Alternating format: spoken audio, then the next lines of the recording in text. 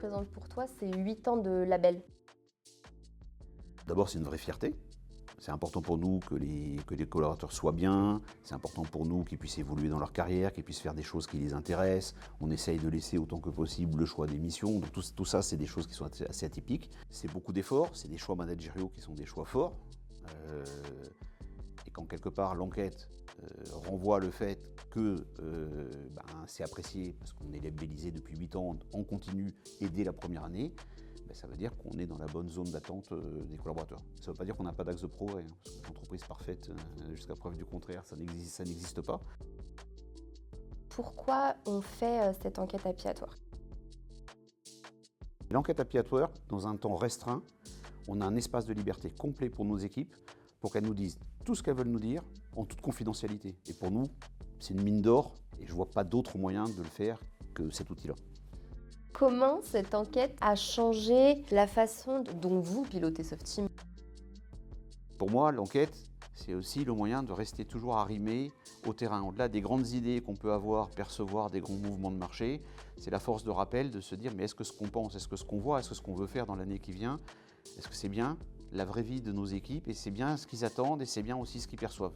Et puis Happy at Work, ça nous offre aussi quelque chose de supplémentaire, ça nous permet de nous benchmarker. Là, Happy at Work peut nous dire par rapport à vos confrères, vous êtes là vous êtes bien mieux, là, voilà, quelles sont vos forces, quelles sont vos faiblesses. Voilà. Et ça, c'est pareil, c'est un outil de pilotage, de pouvoir se benchmarker qui est incroyable. La connexion terrain, elle est essentielle pour prendre les bonnes décisions. Donc c'est un vrai outil de pilotage et, parce que c'est très important, les collaborateurs ne s'en rendent pas compte, mais ils influent sur la stratégie de l'entreprise. Parce que leur contribution fait qu'en fait, on amende et qu'on tient compte des avis pour coller aussi aux attentes. Comment tu exploites les résultats et comment tu transmets ces résultats auprès du staff?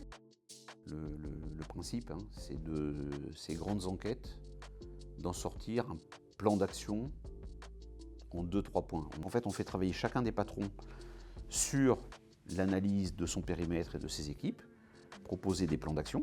En fait, les managers s'approprient l'enquête Happy at Work et ces remontées, nous on les prend, on les agrège, on en tire 2-3 plans d'action. Voilà. Donc en fait, ça permet à tout le monde de s'approprier ce qui a été dit, les points forts, les points faibles, les attentes, voilà, de bien connaître sa remontée terrain.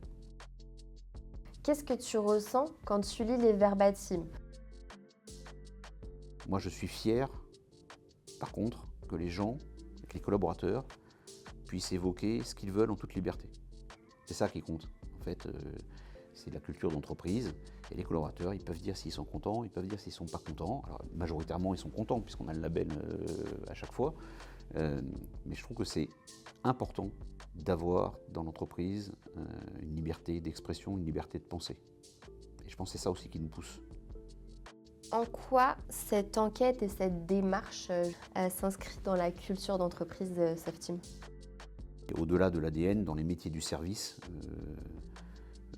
la puissance de l'entreprise, c'est nos équipes, c'est nos consultants, c'est notre matière première, quelque part. Donc on n'est rien sans nos équipes. Voilà. Il faut être assez pragmatique. Pour la suite, qu'est-ce que tu attends de ces prochaines années, de ces prochaines enquêtes peut-être? Que ça continue à nous porter vers l'avant, que ça continue à nous challenger, à nous faire progresser, et que ça nous aide à prendre ce virage essentiel qui se présente devant nous, qui est l'arrivée de l'IA chez tous nos clients, dans nos process internes, sur nos projets, et que quelque part aussi ces remontées-là nous nourrissent pour continuer à progresser au rythme où on doit progresser.